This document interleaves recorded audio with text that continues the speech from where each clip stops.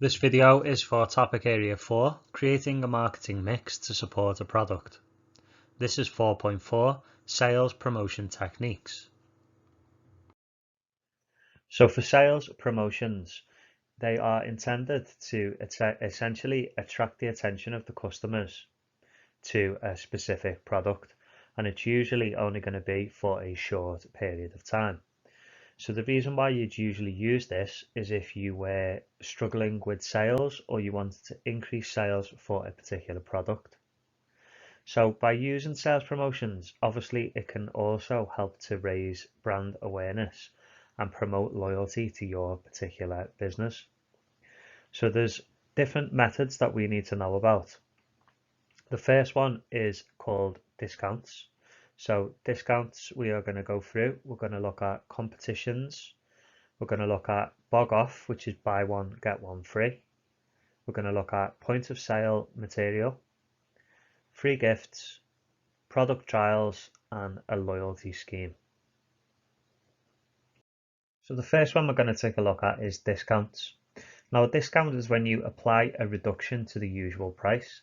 Now this is often in a percentage such as 10%, 20%, 30%, for example.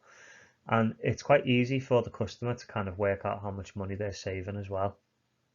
So this is really useful for getting rid of surplus stock. And also it's likely to get noticed. So if you're walking around the shop and you see discount and it's got a big percentage next to it, it's more likely for it to get noticed. It also gives the customer this perception of a bargain.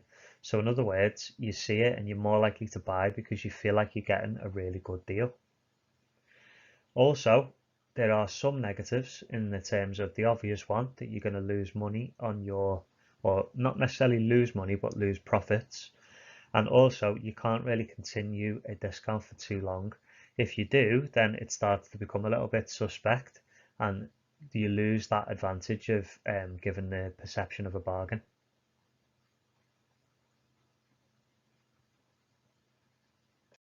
Competitions are sort of an obvious one. However, you might not necessarily have seen too many of these. So running a short-term competition with the prizes usually being more of your existing products is a very, very common one. However, some companies do competitions where it might be a different type of prize. Sometimes it could be a collaboration with a different business. Other times it can be like a cash reward or some sort of prize draw or a holiday. So the advantage of competition is if it's a really good competition, you can raise the brand awareness considerably.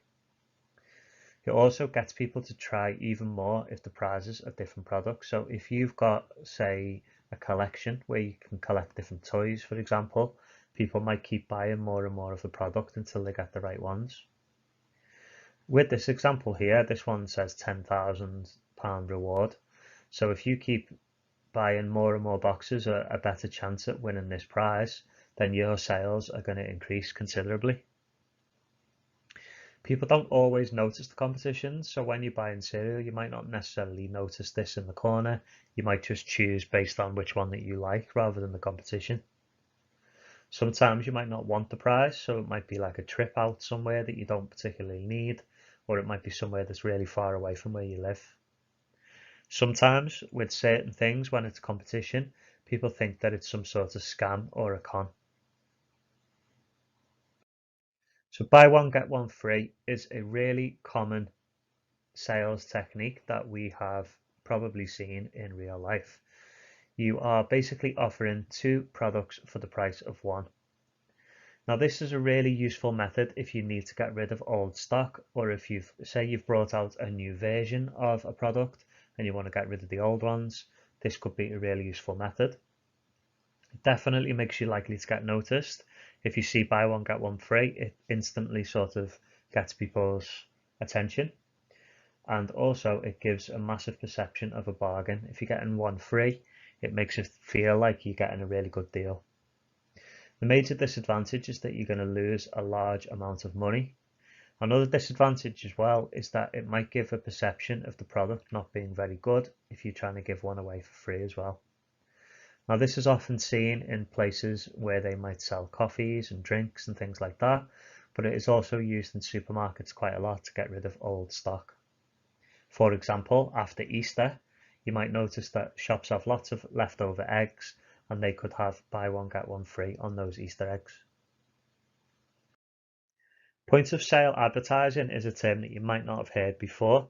It is essentially talking about when you are selling your products at the point of sale. So if you are at the till at a supermarket, for example, you will notice lots of items near to the till. They're usually things like chocolate bars, chewing gums, and drinks. It's essentially a way of advertising the products in a particular location where when people are kind of waiting around, they might be more likely to spot it and buy it at the last minute. For example, if you are feeling a little bit hungry or you're crashing after a long day, you might be at the supermarket and you'll see these products and be more likely to buy a chocolate bar or a drink. They're often seen the most in petrol stations and supermarkets. The benefits are that it promotes impulsive purchasing. That means that people are more driven to buy when they are kind of waiting around. They're very likely to get noticed because you're kind of just waiting and have nothing else to do. They're easily accessible for customers because, they're right there next to you and you can grab them by hand. The other thing is that it only really works for small items. You can't put big, ginormous items right in front of the till. The other disadvantage is it could generate bad publicity if it's unhealthy items. So if you've got some really unhealthy items, such as loads of chocolate bars and no sort of healthy options, then you could get a little bit of a bad reputation as a business.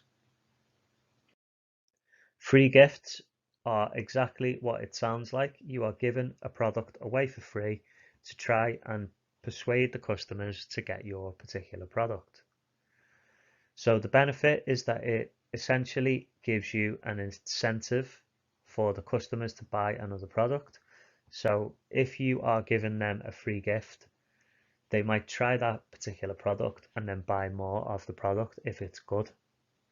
It can also help to raise awareness of your brand and work as a sort of advertising method.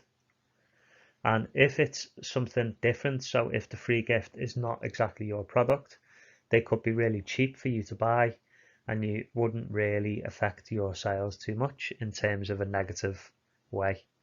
So for the example, in this particular example up here, we've got the cereal. It says get a $5 Walmart gift card. So that is a partnership with another shop where they've kind of purchased these gift cards and put them as a free gift. They've also used an additional advertising method of adding more of the product, so 20% more free. Makes you feel like you're getting a really good deal. In this bottom option, you are getting a free gift of these particular makeup testers. Now that is an incentive for you to buy this particular magazine. And when you do buy the magazine, you get these free gifts. So it's a combination of a few things really, but the company with the free gifts, they are all tester size. So people will use this little tester and then go and buy more of that product. But also people are more likely to buy the magazine if you are getting these makeup testers as well. So disadvantage is that obviously you've got an outgoing cost because you need to buy the gifts. And also you're going to only have a restricted timing for the offer. You're not just going to be able to have free gifts permanently all the time, otherwise people will just expect it. So product trials can be used in a particular way in terms of you can give someone a trial of your product for them to try free samples before they buy, or you can give them a trial of your service, for example with Netflix here in the corner. So Netflix often give 1 month away for free. And the idea behind that is that you will get used to watching their programs and you'll maybe even be halfway through a particular show and then you'll have to take up a membership to continue watching the programs that you've really started to enjoy. With the other products, you can give away, small samples where people will be really keen to buy the full package if they like it. It's often used with things like food, where you can give people a little food sample as well. So a product trial is basically just giving someone a free trial of the product to gain interest. Product trial benefits are that it allows you to gain feedback at the time. So if you are standing right in front of the customer and they try your product, you can ask them immediate feedback. It's also going to give you an increase in business if they like the actual product. Now, the major disadvantage of product trials is you're giving away free product or service, so you are losing out on profits. A loyalty scheme is something very particular for a business in terms of it's only really used for existing customers.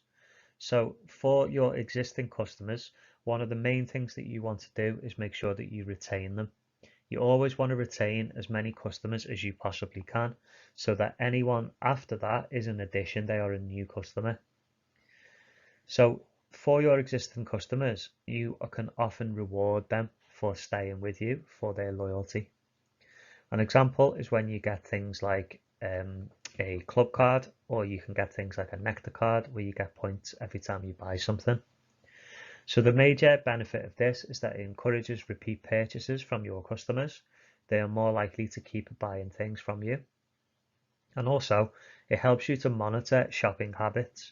So one thing that a lot of people don't realize from this is that every time you use your club card, Tesco can kind of store the data about you. In other words, what is your gender, what is your age, whereabouts do you live, those kind of bits of information, and then use them to help with their analysis. They look at what kind of products you are buying. So that's an obvious major advantage for the business. Another thing is that the customers might not have any interest in a loyalty card. So that is one thing that might not always appeal to every customer. And also, sometimes people forget the cards and they get frustrated when they can't keep that loyalty.